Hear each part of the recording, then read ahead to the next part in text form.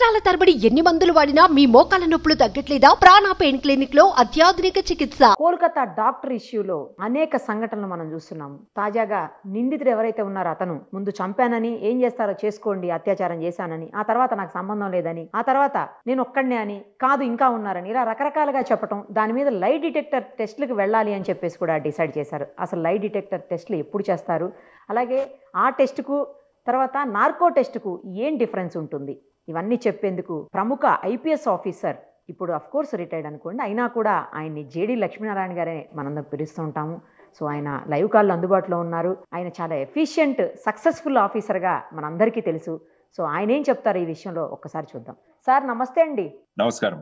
Sir ఇప్పుడు lie detector టెస్టులు చూస్తున్నాం మనం కోల్కతా డాక్టర్ ఇష్యూలో. సో అసలు ఆ టెస్టులు ఎప్పుడు చేస్తారు, దానికిను తర్వాత నార్కో టెస్ట్ అంటారు కదా, నార్కో టెస్ట్కి అసలు ఏం డిఫరెన్స్ ఉంటుంది సార్? దీనివల్ల నిజంగా అసలు ఏం జరిగిందనే వాస్తవాలు బయటకు వస్తాయా సార్? కలకత్తాలో జరిగిన ఈ సంఘటన ఏదైతే ఉందో అది మొత్తం దేశాన్నే కలిచివేసి.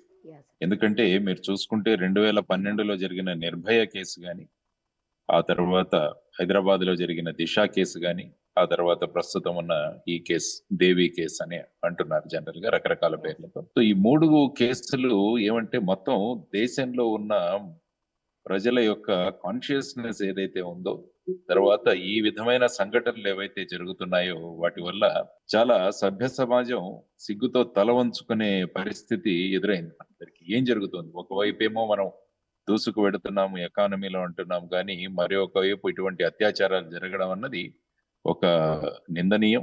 ఇందులో ఎవరైతే ఇన్వాల్వ్ అయ్యి ఉన్నారో వాళ్ళందరి మీద చర్యలు తీసుకోవాలి. తర్వాత ముఖ్యంగా ఏంటంటే ఎవరైతే మనకు రక్షణ కల్పిస్తారో, మన ఆరోగ్యానికి రక్షణ కల్పిస్తారో అటువంటి వారి పట్ల జరుగుతున్న ఈ విషయాలు దేశంలో, నేను నిర్భయ కేసు తీసుకున్నా కూడా ఆ అమ్మాయి ఫిజియోథెరపిస్ట్, తర్వాత ఈ అమ్మాయి వచ్చి డాక్టర్, తర్వాత దిశ వచ్చేసి వెటర్నరీ డాక్టర్. ఈ విధంగా ఉన్న ప్రొఫెషన్ లో ఉన్న వాళ్ళు సమాజం కోసం, ప్రజల కోసం పని చేయాలన్న సంకల్పంతో ఉన్న వాళ్ళకి ఈ విధంగా జరగడం వల్ల దేశం మొత్తం ఈ విధంగా నిరసనలు వ్యక్తమవుతున్నాయి. ఆ తర్వాత ఏవైతే స్థలాలు మనం సేఫ్ గా ఉన్నాయనుకుంటున్నామో అటువంటి ప్రదేశాల్లో ఇది జరగడం కూడా చాలా ఘోరం. ఎందుకంటే నిర్భయ తీసుకుంటే నడుస్తున్న బస్సులోను, ప్రస్తుతం కేసు తీసుకుంటే లక్షలాది మంది వచ్చే హాస్పిటల్లో ఇటువంటి సంఘటనలు జరగడం, ఇవన్నీ కూడా ఏమవుతోంది ఈ సొసైటీకి, సమాజానికి అన్నది మనం అందరం కూడా అడుగుతున్న అనేక ప్రశ్నలు. తర్వాత ఈ కేసు జరిగిన తర్వాత ఇన్వెస్టిగేషన్ జరిగిన విధానం అంటే మొదట్లోనే ఈ కేసు గురించి బయటికి రావడము, తర్వాత వచ్చేసి అక్కడ లోకల్ పోలీసు సరిగా చేయట్లేదు అనడము, ఆ తర్వాత హైకోర్టు వాళ్ళ మీద కోపడ్డము, ఆ తర్వాత కేసును సిబిఐకి అప్పచెప్పడము, తర్వాత అక్కడి ముఖ్యమంత్రి గారే నిరసన ప్రదర్శనలకు వారు లీడ్ తీసుకోవడం, ఇవన్నీ కూడా ఈ కేసులో ఉన్న ప్రధానమైన అంశం. కానీ ఇప్పటి వరకు మీరు అన్నట్టు ఒక వ్యక్తిని అరెస్ట్ చేయడం జరిగింది. ఆ ఘటనా స్థలంలో ఏదైతే ఆ బ్లూటూత్ హెడ్సెట్ ఏదైతే ఉందో దాని ద్వారా, తర్వాత సీసీటీవీ కెమెరాల్లో దొరికిన ఫుటేజ్ ద్వారా అతన్ని అరెస్ట్ చేయడం జరిగింది. ఆ తర్వాత అతని ఇంట్రాగేషన్, ఆ తర్వాత మీరు అన్నట్టు మొదట నేను ఒక్కడనే ఉన్నాను, మీ ఇతరులు ఉన్నారు అని రకరకాల ఎవేజివ్ ఆన్సర్స్ అంటారు వీటిలన్నీ.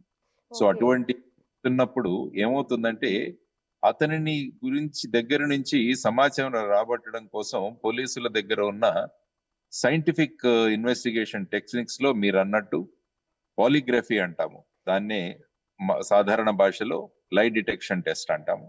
ఆ తర్వాత బ్రెయిన్ మ్యాపింగ్ అన్న టెస్ట్ ఉంటుంది. ఆ తర్వాత మీరు అన్నట్టు ఇంకొకటి నార్కో అనాలిసిస్. కానీ 2010వ సంవత్సరంలో supreme court Selvi versus state of Karnataka అని ఒక జడ్జిమెంట్ ఇచ్చింది. ఆ జడ్జిమెంట్ లో ఏంటంటే భారత రాజ్యాంగంలో ఆర్టికల్ 23 ప్రకారము ఎవరు కూడా వారికి విరుద్ధంగా సాక్ష్యం చెప్పాల్సిన అవసరం ఉండకూడదు అన్నట్టుగా చెప్పారు. Nobody can be made to incriminate against themselves. ఆ తర్వాత ఆర్టికల్ 21 రైట్ టు లైఫ్. ఈ రెండిటి సందర్భంగా వాళ్ళు జడ్జిమెంట్ చేస్తూ ఈ 3 టెస్టులు చేయవచ్చు, కానీ వీటిలో ఆ వ్యక్తి యొక్క అనుమతి కావాలి అన్నది వాళ్ళు జడ్జిమెంట్ ఇచ్చారు. టెస్టులు మీరు చేయాలంటే వాళ్ళ అనుమతి కావాలి. అంటే ముఖ్యంగా ఏంటంటే పాలిగ్రఫీ టెస్ట్ లో ఏంటంటే ఆ వ్యక్తి నిజం చెబుతున్నాడా, అబద్ధం చెబుతున్నాడా అన్నది మనకు తెలుస్తుంది. దాంట్లో ఒక ప్రశ్నలు వేయడం, తర్వాత దృశ్యాలు చూపించడం, ఇలా చేసి ఆ వ్యక్తి యొక్క మైండ్ రీడింగ్, ఆ పల్స్ రేటింగ్ దీన్ని బట్టి చెబుతారు. రెండవది వచ్చేసి బ్రెయిన్ మ్యాపింగ్ అని ఉంటుంది. అంటే బ్రెయిన్ లో స్టిములస్ ని మెజర్ చేస్తారు.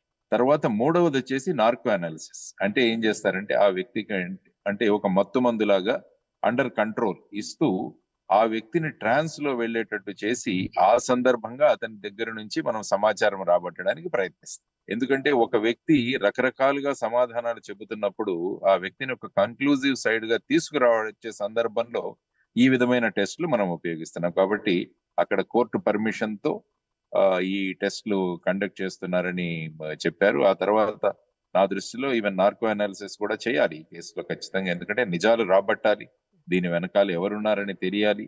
ఆ తర్వాత త్వరగా ఒక స్పెషల్ కోర్టును ఏర్పాటు చేసి ఈ నిందితులకంతా అతి త్వరలో వాటి మీద శిక్ష ఖరారు చేసి దాన్ని ఇంప్లిమెంట్ చేయాలి. అప్పుడే అంటే ఇంపాక్ట్ అన్నది కలుగుతుంది సమాజం. రెండిట్లకి పర్మిషన్ అవసరం లేదు, ఓన్లీ నార్కోకి అయితేనే అతని పర్మిషన్ కావాలి.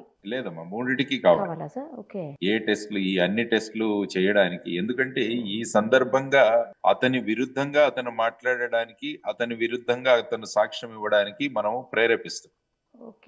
దానికోసం ఇది ఆర్టికల్ 23కి విరుద్ధంగా వెళుతుంది. కాబట్టి ఆ సెల్వి జడ్జిమెంట్ లో సుప్రీంకోర్టు ఏమన్నదంటే, కేజీ బాలకృష్ణన్ గారు చీఫ్ జస్టిస్ గా ఉన్నప్పుడు వారు ఇచ్చిన జడ్జిమెంట్. సో ఆ సందర్భంగా ఈ 3 టెస్టులకి కూడా కన్సెంట్ అన్నది తీసుకోవాలి అన్నది ఈ కేసులో ఖచ్చితంగా తీసుకుని ముందుకు వెళ్తూ ఉంటారు. సార్ కన్సెంట్ మరి వాళ్ళ మీద వాళ్ళు అగైనెస్ట్ గా చెప్పడానికి కన్సెంట్ ఇస్తారా సార్? ఇవ్వరు కదా వాళ్ళు. అంటే ఈ సందర్భంగా ఇచ్చినట్టు తెలుస్తుంది. సాధారణంగా మీరు అన్నట్టు లైట్ వెళతారు కాబట్టి కన్సెంట్ అన్నది జనరల్ గా ఏమవుతుందంటే లైట్ డిటెక్షన్ తర్వాత ఈ బ్రెయిన్ మ్యాపింగ్ లో ఏ విధమైన కెమికల్స్ గానీ ఏవి శరీరంలోకి ప్రయోగించారు. హీట్స్ అవన్నీ పెట్టి బ్రెయిన్ కి తర్వాత పల్స్ కి ఇవన్నీ పెట్టి అక్కడ మెజర్మెంట్స్ చేస్తారు.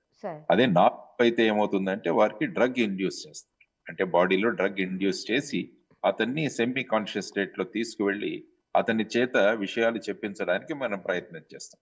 సార్ ఇప్పుడు మీరు చూసిన కేసెస్ ఉంటాయి కదా, ఇంతకుముందు చూసుంటారు కదా, అలాంటి వాటిల్లో నిజంగా ఇలా లైట్ డిటెక్టర్ టెస్ట్ కానీ బ్రెయిన్ మ్యాపింగ్ కానీ నార్కో టెస్ట్లు కానీ చేసినప్పుడు నిజాలు వస్తాయా సార్ బయటకు అసలు?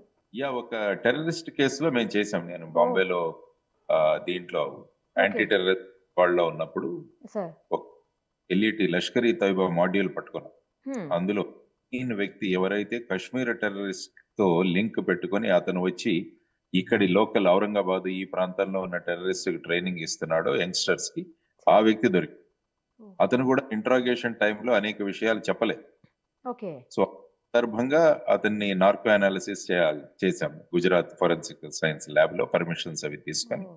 ఆ సందర్భంగా కొన్ని విషయాలు మనం బయటికి తీసుకురావచ్చు. అది ముఖ్యంగా ఎవరి మీద ఆధారపడి ఉంటుందంటే ఎవరైతే డాక్టరు ఆ డ్రగ్ అడ్మినిస్టర్ చేస్తారో అది చాలా కేర్ఫుల్ గా. ఎందుకంటే అటు టోటల్ గా ఈ సర్జరీస్ చేస్తున్నప్పుడు అనెస్థీషియా ఇచ్చినట్టు కాదు, తర్వాత టోటల్ గా అతని కంట్రోల్లో కూడా ఉండకూడదు. ఈ రెండిటి మధ్యలో ట్రాన్స్ లోకి ఆ వ్యక్తిని తీసుకెళ్ళాలి. దానికోసం అతి జాగ్రత్తగా ఆ డోసేజ్ ఇచ్చుకుంటూ ఆ వ్యక్తి ఏ విధమైన స్థితిలో ఉన్నాడని చెప్తూ తర్వాత మనం ఆ వ్యక్తిని ఇంట్రాగేట్ చేస్తూ ఉన్నప్పుడు కొన్ని విషయాలు మనం బయటికి తీసుకురావచ్చు. అది ఒక అప్రూవ్డ్ సైంటిఫిక్ టెక్నిక్ ఇది. సో దాన్ని కరెక్ట్ గా అడ్మినిస్టర్ చేసి కరెక్ట్ గా మనం చేయగలిగితే నిజాలను మనం బయటికి రాబట్టచ్చు. అంటే సార్ మనం చెప్పాలి అనుకుంటే చెప్తాము, చెప్పకూడదు అనుకుంటే చెప్పాం కదా. బ్రెయిన్ మన మాటే కదా సార్ వింటుంది. బ్రెయిన్ ని మనం ఎట్లా మార్చగలదు లైట్ డిటెక్టర్ లో కానీ లేకపోతే బ్రెయిన్ మ్యాపింగ్ లో కానీ? అది నాకు అర్థం కావట్లేదు. ఎందుకంటే ఏమవుతుందంటే బ్రెయిన్ మనకి ఆలోచించి చెప్తుంది కానీ హృదయం ఆలోచించి చెప్పదు. కాబట్టి ఈ టెస్టుల్లో అంటే సడన్ గా ఏదైనా ఒక పిక్చర్ చూపించాం. ఫర్ ఎగ్జాంపుల్ ఈ పర్టికులర్ కేసులో ఇతని పాటు ఈ వ్యక్తి కూడా ఉన్నాడన్న సంశయం మన దగ్గర ఉంది. ఆ వ్యక్తి పిక్చర్ ని సడన్ గా మనం కంప్యూటర్ మీద చూసినప్పుడు మన బాడీ మైండ్ రియాక్ట్ అవుతుంది. ఇప్పుడు మన pulse, heart rate, breathing rate ఇవన్నీ కూడా మారుతాయి. వాటిని మెజర్ చేస్తాం. అంటే నార్మల్ గా మిమ్మల్ని ప్రశ్న వేశారు, మీ నాన్నగారి పేరేంటి, మీ అమ్మగారి పేరేంటి అడిగినప్పుడు మీ పల్స్ రేటు వేరేగా ఉంటుంది. సడన్ గా ఇటువంటి పిక్చర్ ని చూపించినప్పుడు ఏమంటే పల్స్ రేట్ మారిపోతుంది. దాన్ని బట్టి ఈ వ్యక్తి నిజం చెబుతున్నాడా అబద్ధం చెబుతున్నాడా అన్నది మనం లాగొచ్చు. కొన్ని పిక్చర్స్ ఎట్లా చూపిస్తారు, ఇంకేం చూపిస్తారు sir? Pictures, scene of crime, so ఇలాంటివి. తర్వాత అతని బ్యాక్గ్రౌండ్ లో ఇంతకు ముందు జరిగిన ఏమైనా కేసులు ఉంటే ఆ సందర్భము. అంటే ఏంటంటే బేసిక్ గా ఆ వ్యక్తికి గురించి మన దగ్గర అనేక విషయాలు ఉన్నాయి, ఆ వ్యక్తికి తెలుస్తుంది. అప్పుడు ఏంటంటే అతని ప్రవర్తన మారు. ఇవన్నిటిని పొందుపరిచి, ఎందుకంటే పాలిగ్రఫీ, బ్రెయిన్ మ్యాపింగ్, నార్కోలో ఇన్వెస్టిగేటింగ్ ఆఫీసర్ కూడా చాలా ప్రిపేర్ అవ్వాలి, యా సార్, అదే కదా. ఇన్ఫ్లుయెన్స్ చూపించాలి. దానికోసం చాలా బ్యాక్గ్రౌండ్ వర్క్ చేయాల్సి వస్తుంది. సో జస్ట్ చెప్పి అది మామూలు ఏదో సినిమాల్లో చూపించినట్టు అది ఎస్ఆర్ నో చెప్పదు. అదే కదా సార్, ఒక మూవీలో ఎక్కడ చూస్తాము అది అడిగినప్పుడు ఎస్ నో నో అట్లా అంటుంటుంది.